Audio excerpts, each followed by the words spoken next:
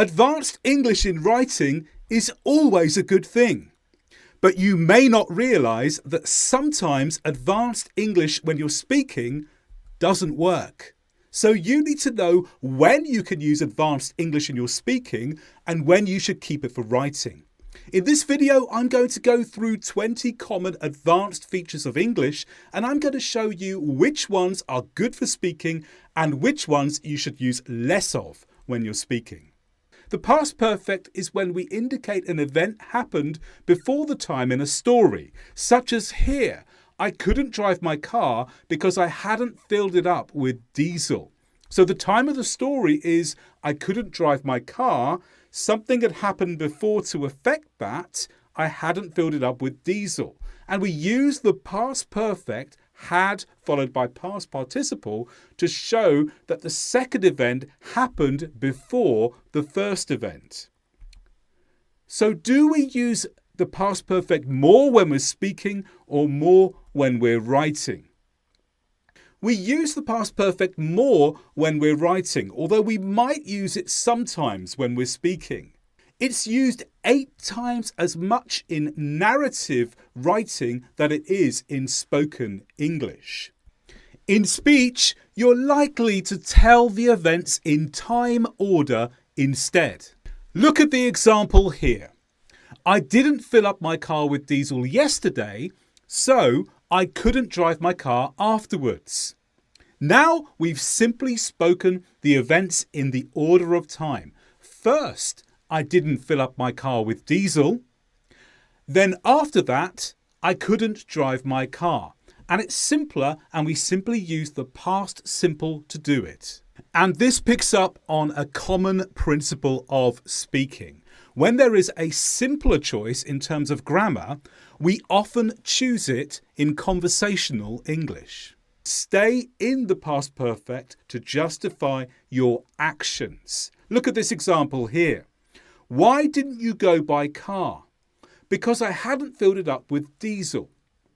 In this example, someone asks a question at a specific time in the past. Why didn't you go by car? And because it's past simple, we know it's a specific time in the past. The reason came before that time. I hadn't filled it up with diesel. And because it came before that time, we use the past perfect. We're justifying our actions for a situation at a time later. Number 19 is distancing. Distancing is when we use past tenses, hypothetical language, and sentence form to make requests less direct. For instance, I would be grateful if you help me with a problem. This is less direct than saying, will you help me with a problem? And therefore it becomes easier for the listener to receive, and it's more polite. So distancing is a really important principle of good spoken English. But is it more common with speech or is it more common with writing? Let's find out. It's more common with speech. In fact, it's twice as likely in speech than in many written genres. In speech, you're likely to use less distancing, though, if you're with friends. For example, hey mate, will you help me with my homework? Hey mate is something that we say very informally to a close friend. And here we're not going to use distancing. That would feel inappropriate. When you use distancing, it also gives the sense of distance in relationship. So if you have a close relationship, you don't want to use too much distancing.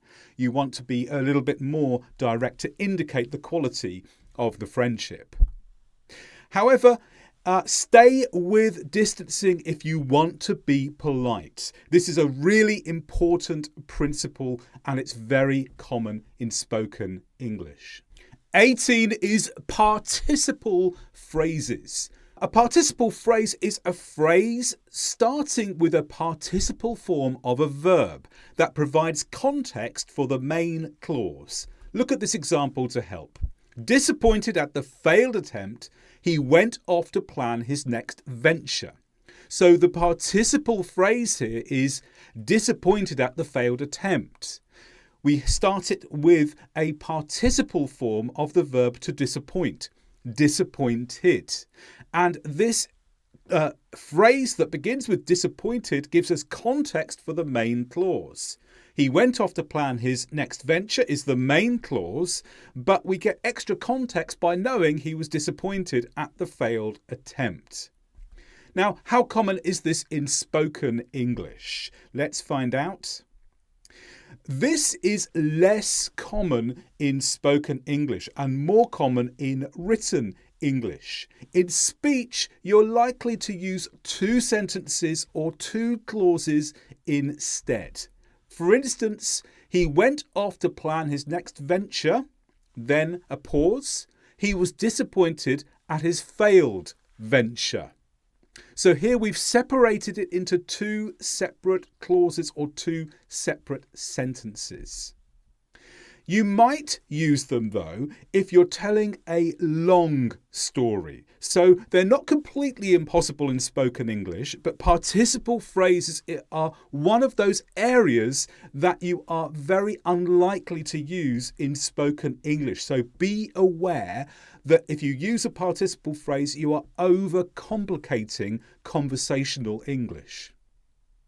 17 is cleft sentences starting with the word what. What do I mean by this? It's a clause that brings emphasis to something in a sentence. For instance, what is interesting is that nobody visits this town in the winter. Now, the main clause here is nobody visits this town in the winter, but I want to draw attention to the fact that the information is interesting. So I use what to introduce that, which provides that particular emphasis to the sentence. So are cleft sentences more common in spoken English or more common in written English? Well, actually, cleft sentences, when they start with what, are more common in spoken English. In speech, you're likely also to use the contraction. Instead of what is, you say what's. For example, what's interesting is that nobody visits this town in the winter. However, we usually avoid cleft sentences starting it is, followed by the past participle in speech. These tend to be more formal and therefore less common in conversational English. For number 16, we're looking at modals for speculation. For instance, he hasn't arrived. He might have stayed at his uncle's house. So by saying might have stayed, we are speculating. We are imagining the reason, but we're not certain. And modals such as could, may or might are good for exploring logical deduction. Must gives us more certainty about what we think has happened. But all of these modals are used for speculation. But do we use it in spoken English?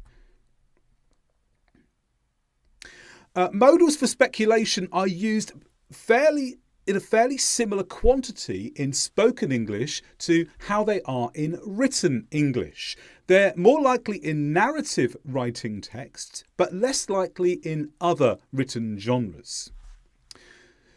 It's important to know that in speech, you're likely to use I think sometimes instead.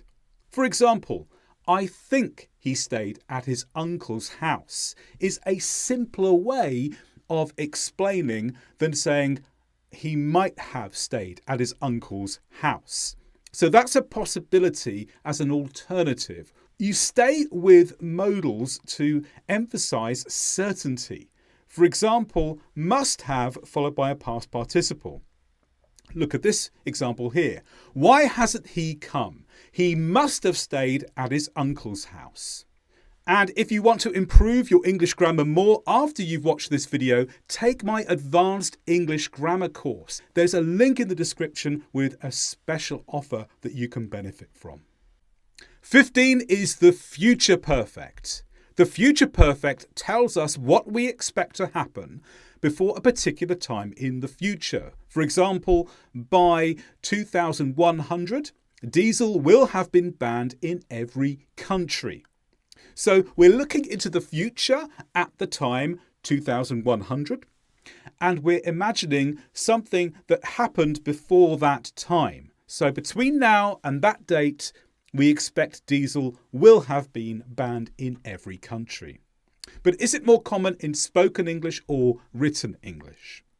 Well, the future perfect is actually a little bit more common in written English and less common in spoken English. According to research, it's 3 times more likely in formal written text than in spoken English.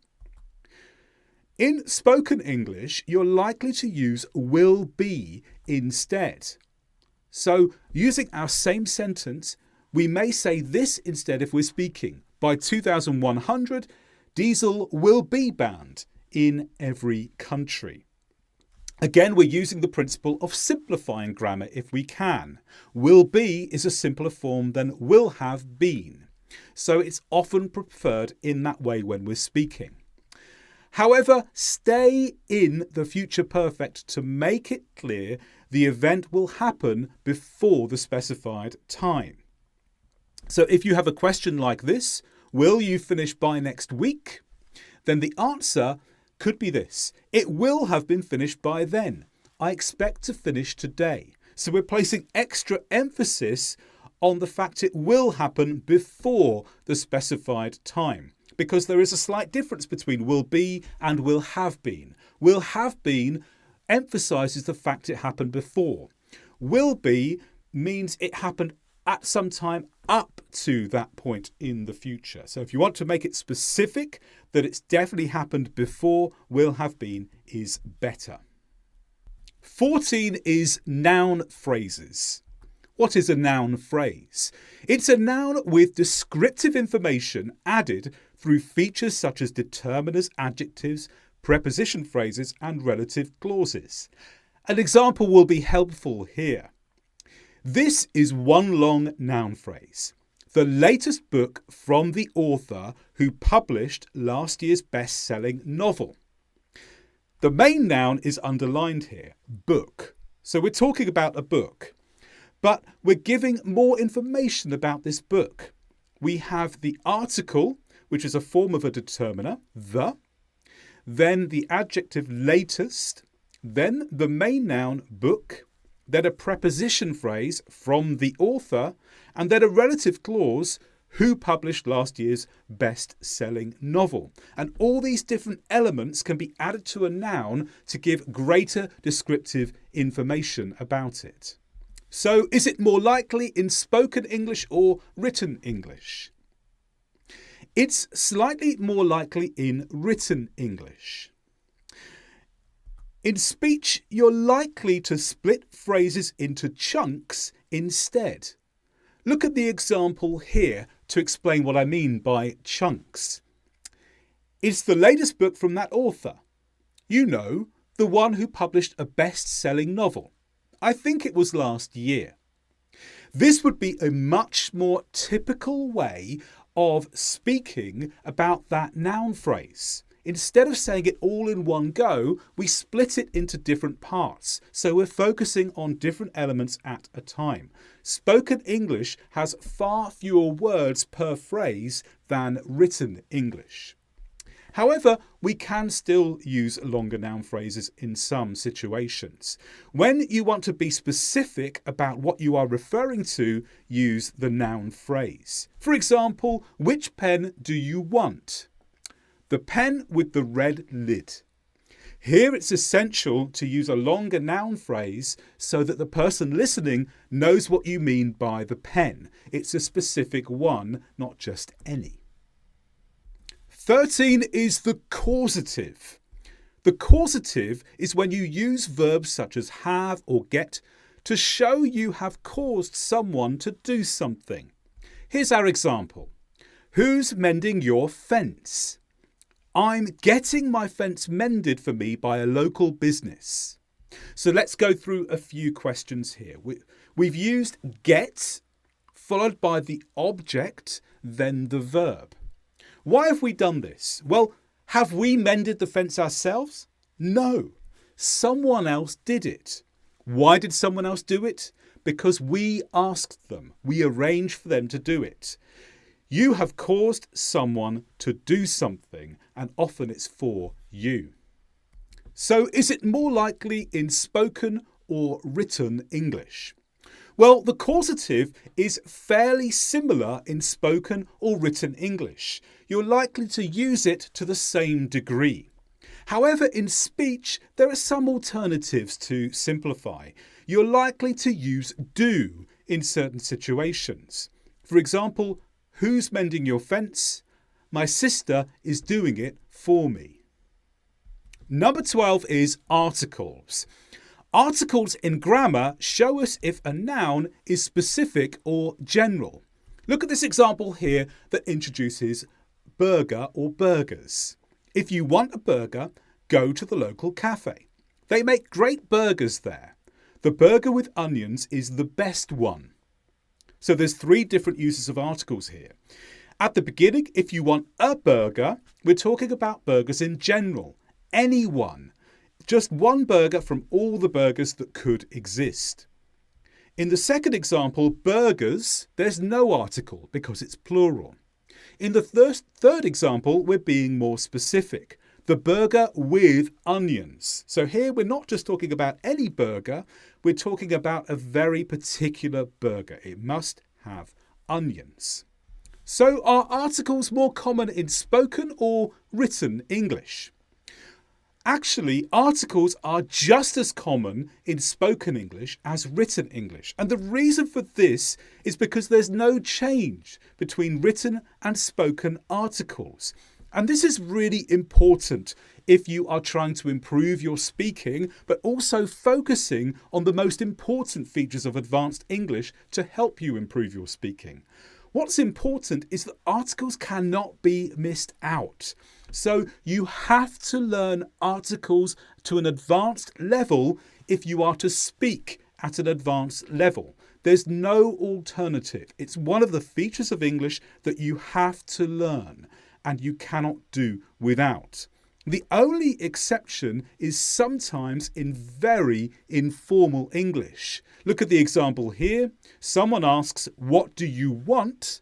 The response is, "I want a burger." The person who asked the initial question says, "Sorry, I didn't hear that." So to be really clear, the person just says, "burger." So they're emphasizing the word burger, and they didn't need to use the article this time. And it's probably between 2 people who know each other fairly well, because if you say burger without the article, it can feel slightly impolite. So this is a very rare exception. It's just about possible to avoid the article, but in usual grammatical English, whether you're speaking or writing, you have to get your articles right. 11 is reflexives. Reflexives refer to something that was done to the subject and also by the subject. Here's an example. I taught myself English grammar in 3 months. So the activity here is teach in the past sense. Who did the teaching? I did. Who received the teaching? I did. So I did something to myself. I taught myself English grammar. Let's look at if it's more common in spoken or written English. Well, reflexives are slightly more common in spoken English. They tend not to be used in written English so much, except perhaps in narratives, but they're used a lot in speaking because they usually involve talking about ourselves or talking about someone else directly. You can sometimes use substitute verbs such as get or have. For example, I saw myself in the mirror yesterday. I had a look for quite a while. So here, I had a look is a way of avoiding using the reflexive form.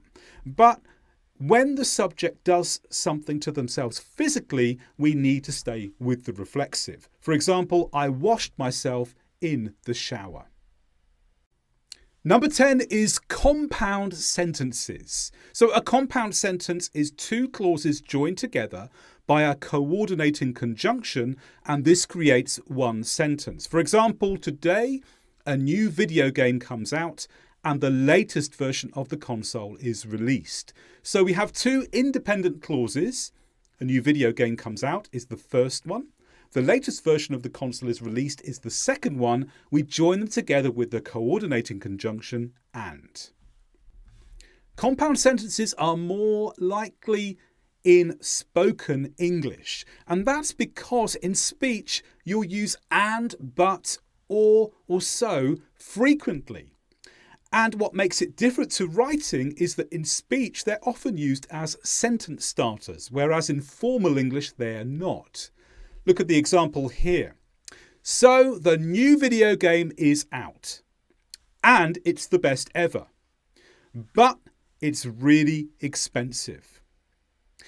Now here we've slightly changed and but and so. In written English, they join two clauses together to create a compound sentence. Here we're using them as starters for independent sentences. So not only do we use these words a little bit more in spoken English, but we also use these conjunctions to actually change the grammar, because now we have such a significant gap between the different sentences that they feel as if they are independent of each other and no longer joined into a compound sentence. 9 looks at complex sentences. How is a complex sentence different to a compound sentence? Well, an independent clause and a subordinate clause are joined together by a subordinating conjunction to create one sentence. Here's an example that will show how it's slightly different to the compound sentence. The project was delivered on time, although there were some incomplete aspects. Now, what's different here is that the two sentences cannot be separated. If they're separated, then the second part no longer makes sense, although there were some incomplete aspects. The second sentence needs the first sentence in order to make full sense. Now, complex sentences are used more in writing than in speaking in English. In speaking, we use less formal linkers, as we saw in the last section when we looked at and but and so. We also carry this forward here. If we are faced with a complex sentence, we will often try to change the complex sentence so we can use the less formal linkers such as but or and. However, there are some instances where you should use complex sentences and the conjunctions that go with them, and that is if you're being more professional or serious. For example, giving a presentation, like I am now. 8 is negative inversion. Negative inversion is when you have a sentence starting with a negative followed by the auxiliary to emphasize a negative situation. For instance, instead of saying, I have never been so wet, you might say, never have I been so wet. It's slightly more likely that you're going to use negative inversion in writing than speaking, but you still could use it in speaking at times. In speech, you're likely to simplify with the normal form. So you're likely to say, I have never been so wet, rather than never have I been so wet. As I mentioned before, we tend to prefer the simpler option if we have it when we're speaking.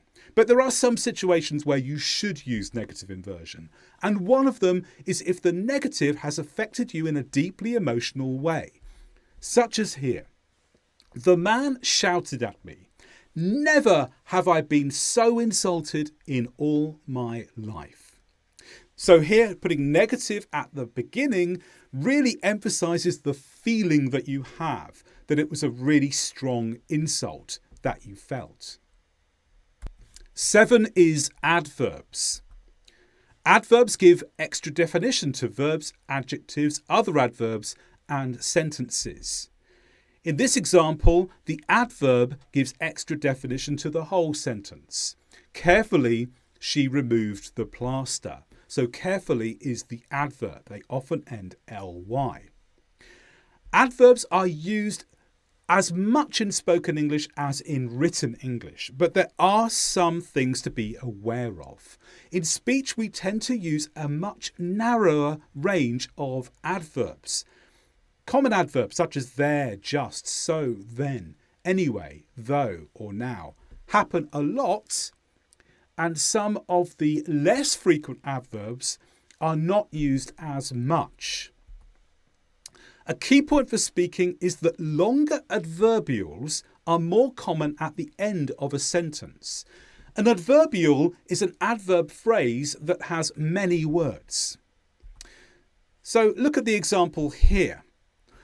With great care is an adverbial that describes the rest of the sentence. She removed the plaster. It's really instead of the word carefully. But we would normally prefer in spoken conversational English to say this after the information, not before. We'd prefer to say she removed the plaster with great care.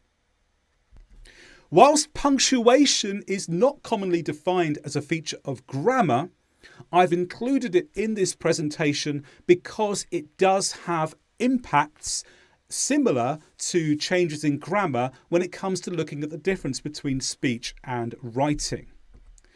Punctuation, briefly, are marks on a text that clarify sentences and meaning. And for that reason, because they're marks on a text,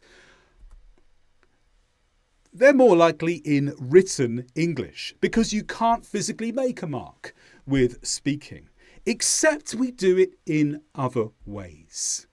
We use pauses and intonation instead. And this is where punctuation can become a part of grammar because it affects how you join different parts of what you say together. Look at the example here. Now, this is in written form. I would like a cup of tea, comma, and some cake, full stop, or period if you're American. Oh, comma, and by the way, comma, bring it on a tray. Now, in spoken English, the commas and the full stops disappear, but they're replaced by pauses and intonation changes. First of all, let's look at the pauses.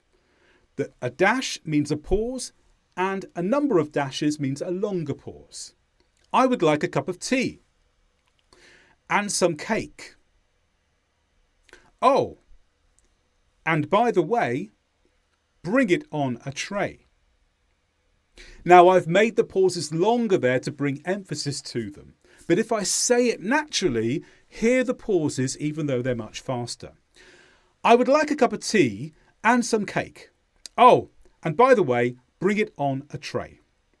So you see how I've used pauses instead of commas and full stops to create punctuation in a listening way, in an oral manner. Intonation is also important here because if you notice at the end of each sentence, I go down with my voice. I would like a cup of tea and some cake. Oh, and by the way, bring it on a tray. So we tend to go down at the end of normal sentences and in fact at the end of normal clauses. I went down slightly at the end of a cup of tea as well. Sometimes intonation goes up and that puts a different meaning onto what you say too. So punctuation does exist in speaking, but we simply use different techniques to make it happen. 5 is substitutions. Substitutions involve replacing words or phrases that have already been mentioned before. For example, I'm going to buy a new kettle from the shops, and if it's any good, I'll go back to the same shop and buy another one. Now, what does one mean here? One is a substitution word for a new kettle. We've said it before, so we use a substitution word to refer back, and so we don't have to repeat the same word again. It helps show a connection between one thing and another in a text. Now, substitutions in English, when you're speaking, are very common indeed. In fact, we do it more than when we're writing. But there are particular substitutions that we tend to do more. And one of the words we often use when substituting in English is the word that. This helps us refer to things already known to everyone in a conversation. Have a look at this example here. Wasn't that a wonderful show? So here we're talking to someone who's seen the same show as you have, and you use that because you know that they know which show you're talking about. That was easy. And again, you're referring to something that's just happened, but the other person knows what it is. So you don't have to say the whole event or situation. Have you got any spots? Don't ignore that. Or you could simply simplify this to have you got spots without any. Don't ignore that. That refers to the spots. So that is a really versatile word that is used a lot in spoken English as a substitution. So if you want to speak advanced English, get to know all the different uses of that for your speaking. 4 is future in the past. The future in the past is when you're looking ahead from a point in time in the past. For instance, they started climbing the mountain on Monday. They would reach the top the next day. So you're telling a story, and the time of the story is Monday. You say what happens on Monday, and then you stay at that time of the story and foretell what is coming next. They would reach the top the next day. Now, the next day is actually in the past for the listener. We're talking about something that happened before, but it's in the future for the time of the story. The time of the story is Monday. We're talking about something the next day. The future in the past is not so commonly used in spoken English. It's much more common in narrative writing instead, particularly the word would. In speech, we might avoid using would to refer to future in the past. We'll probably use the past simple instead. So in the example we just looked at, if we're speaking, it's more common to do this. They started climbing the mountain on Monday and they reached the top on Tuesday. It's simpler to simply tell the events in order, so you use the past simple to do that. However, you'll still use the past continuous for the future in the past for things planned but didn't happen. I climbed the first mountain. I was going to climb the second mountain, but I got tired. Here, there's no other way of expressing this future in the past, because the past simple would not have the same effect. We often use the past continuous when something was planned in the past, but then it didn't actually happen. And we would still use that tense in speaking too. 3 is the third conditional. The third conditional is when you're thinking about a past situation and imagining it being different. For example, if he had known the bridge was weak, he would never have tried to cross it. Obviously, he did cross the bridge. There was a problem. Maybe he fell in the water and got wet. So we were imagining that perhaps he had different knowledge, and if he had different knowledge, then there would have been a different decision. So it's all about imagining the past being in a different way. The third conditional in spoken English is used slightly more than in written English, mainly because it refers often to our own decisions and what we do. It often refers to I or you, which is not commonly used in more formal language. So the third conditional is common in speech and narrative writing, but less common, although still used in other forms of writing. Number 2 is the passive form. Here's a fairly long explanation of the passive form. Let's look at an example first before we go through that. So here's a very simple example of the passive. The questionnaire was completed by 25 people. So what's happened here is that the questionnaire, which is the object, is moved to the start of the sentence.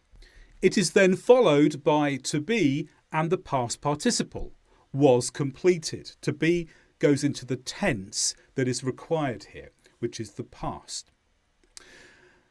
And this makes the sentence more formal.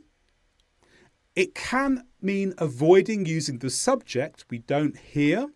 We do have the subject here by 25 people, but we could have omitted it. We could have simply said the questionnaire was completed and not mentioned the 25 people.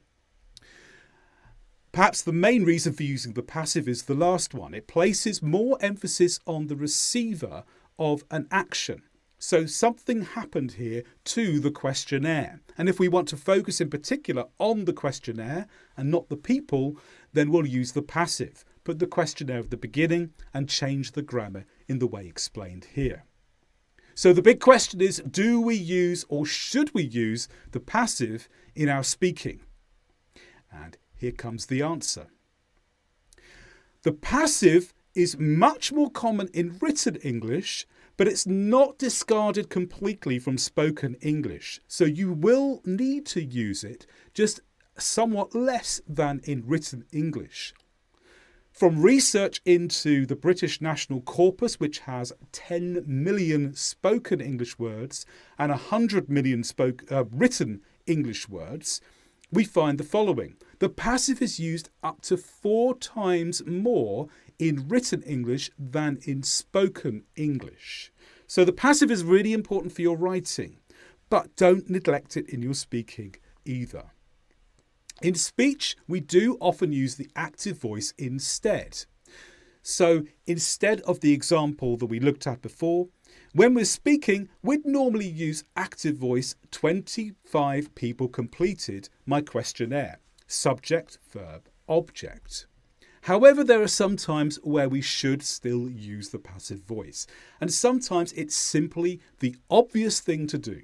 For example, you want to emphasize the object. Here's a short passage about insects, and notice how insects are placed at the beginning of a sentence because they are the focus of the sentence. I'm really fascinated by insects.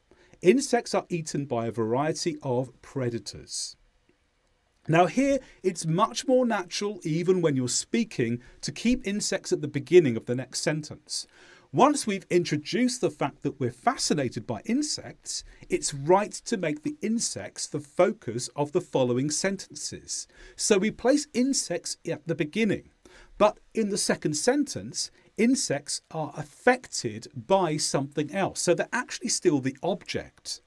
But to keep our focus on the insects, keep it at the beginning and use the passive form to allow us to keep it at the beginning with the subject coming after. And finally, number 1 is reported speech. Reported speech is when we use the subject, a reporting verb, and that to introduce what another person said. For example, if someone says what happened, someone might respond, he said that he wasn't going to help. And the words he said that tells us we're using reported speech. Now, is it more common in written or spoken English? Slightly more common in spoken English. It's particularly common in spoken English and in newspaper articles, which makes sense because newspapers often report events from before. So they'll often use reported speech to show us what people said. However, in speech, we often omit the word that. Look at the 2 examples here. What happened? He said that he wasn't going to help. She said he was a coward. So we omit that, and it's slightly more informal when we do that. But spoken conversational English tends to be more informal. So we often omit that before the clause which contains the reported information.